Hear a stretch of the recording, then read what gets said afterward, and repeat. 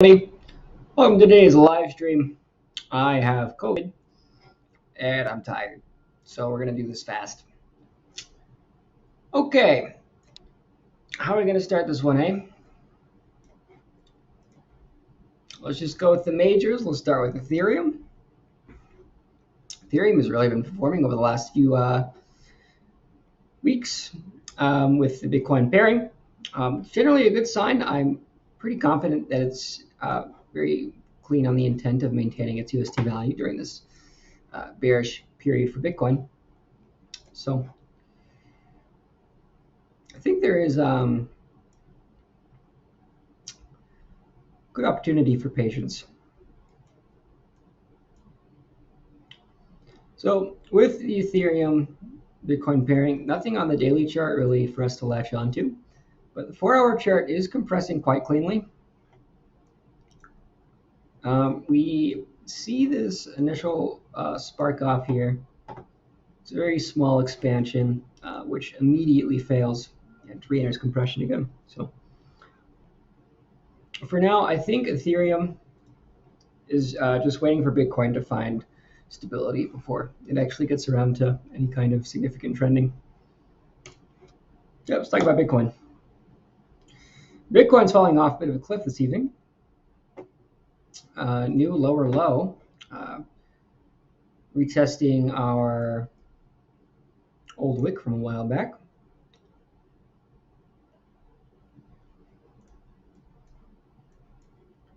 Nothing much on the daily chart to give us a support here, other than some meme lines we could draw in.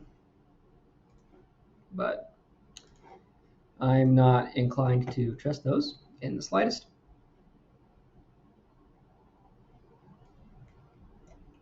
So 4-hour chart isn't showing the cleanest of expansions.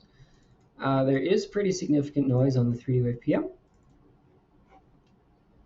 There is this initial impulse which we will be able to analyze on lower time frames. So popping down the 15-minute chart here, probably the cleanest reading we're going to get today, because this is a clean and clear expansion. Looks like I need to go up to 30-minute because it's popping out the indicator.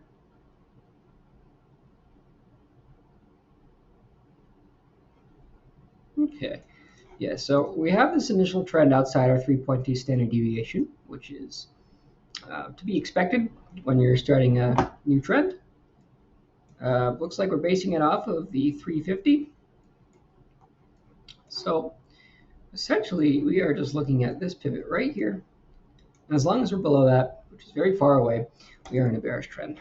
Now, of course, we can pop up and compress while still maintaining our bearish state. So for the time being, hold off on any buys for Bitcoin. We definitely want this trend to develop before we consider entering a long position here, or even a short position, because you wouldn't enter a short below the 3.2 standard deviation, and you certainly don't want to long in a bearish trend. So again, good opportunity for patience. Really, this scenario, probably going to wait it out the next few days. Not really the good time to take a long, because we're just starting a bearish trend. And shorting here is also just a terrible idea. So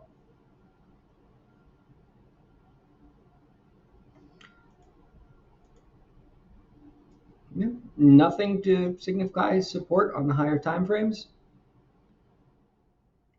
Essentially, we are just waiting for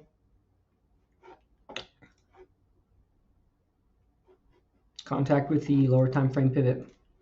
That's going to be your best bet for figuring out a play here. Yep.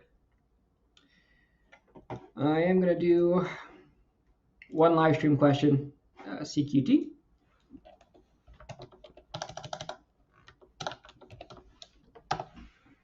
Covalent. Very interesting. So 4-hour chart is actually looking bullish. What we're seeing here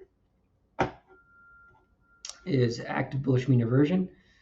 Do note that this bullish mean reversion is almost tapered out, expiring by going back below the 0.7 value. But this is a bullish mean reversion condition with a target of the 350 mean. Essentially, what you're going to want to do here is if we do tag this CLCP again, that's going to be a pretty good profit ratio long. You could probably draw it out with